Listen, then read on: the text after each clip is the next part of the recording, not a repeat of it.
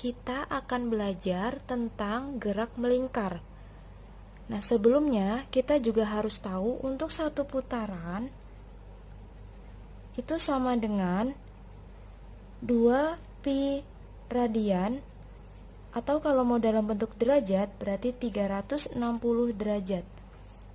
Kemudian ada istilah RPM, rotation per menit.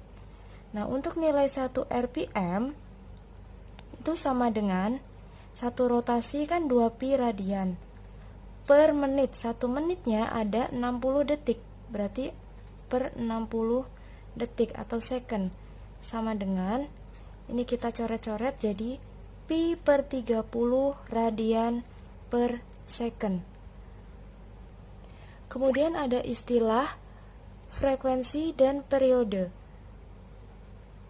Frekuensi kita lambangkan F kecil, sedangkan periode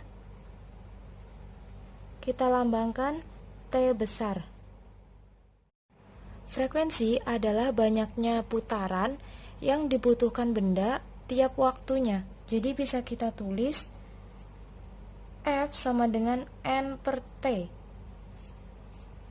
Sedangkan periode adalah banyaknya waktu yang dibutuhkan benda untuk menempuh satu putaran. Jadi kita bisa tulis T sama dengan T per N. Jadi N adalah banyaknya putaran dan T adalah waktu, second. Nah, untuk hubungan frekuensi dengan periode, frekuensi sama dengan 1 per T, atau periode sama dengan 1 per F. Ini dia hubungan antara frekuensi dengan periode. Kemudian ada istilah sudut tempuh. Sudut tempuh lambangnya adalah theta. Kalau di gerak lurus ada istilah jarak, nah kalau di gerak melingkar ada istilah sudut tempuh. Kemudian ada istilah kecepatan sudut.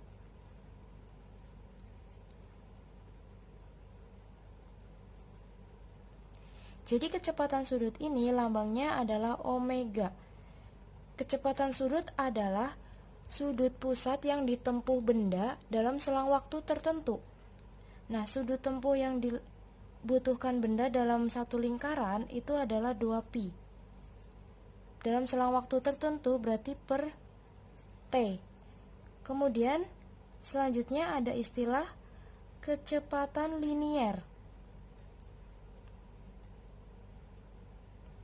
Lambangnya V seperti kecepatan biasa. Nah, kecepatan linier ini merupakan panjang lintasan linier yang dibutuhkan benda dalam selang waktu tertentu. Karena lintasannya berbentuk lingkaran, berarti panjang lintasan liniernya ini merupakan keliling dari lingkarannya. Jadi 2πr dalam selang waktu tertentu berarti per T. Nah, untuk arahnya, kecepatan linier selalu menyinggung lintasannya.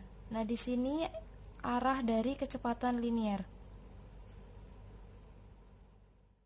Kemudian untuk kecepatan sudut, arahnya di sini. Ini arah dari kecepatan sudut. Nah, dari titik pusat ke tepi ini adalah jari-jari lintasannya. Selanjutnya ada istilah percepatan sudut.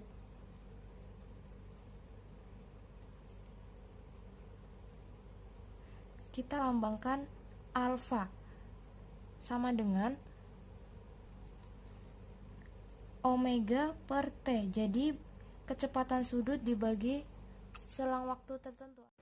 Selanjutnya ada hubungan kecepatan linier dengan kecepatan sudut. Bisa kita tuliskan V sama dengan omega kali R.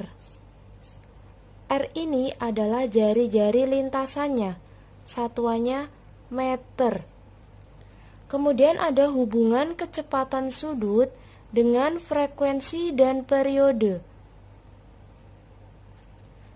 Bisa kita tuliskan omega sama dengan 2πf untuk hubungan kecepatan sudut dengan frekuensi, dan omega sama dengan 2pi per T. Ini untuk hubungan kecepatan sudut dengan periode. Pada gerak melingkar juga ada istilah percepatan sentripetal.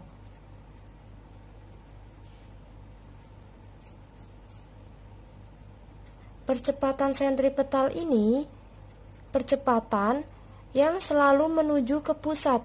Bisa kita tuliskan AS.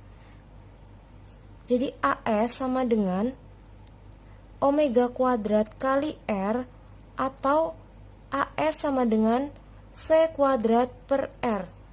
Jadi arahnya percepatan sentripetal ini selalu menuju ke pusat. Misalkan di sini ada lintasan lingkaran. Nah, percepatan sentripetalnya ini menuju ke pusat.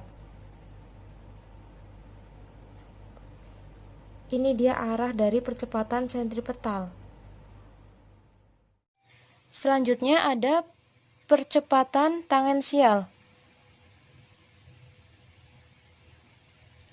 Kita bisa tulis lambangnya AT.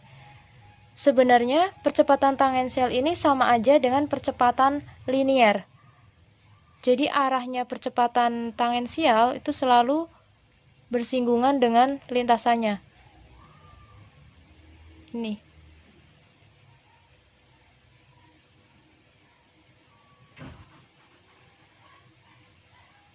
Rumusnya sama dengan V per T.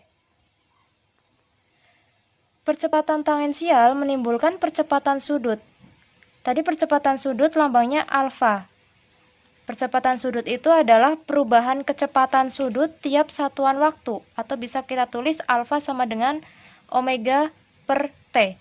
Omega itu kecepatan sudut, T-nya waktu. Nah, hubungannya apa antara percepatan tangensial dengan percepatan sudut?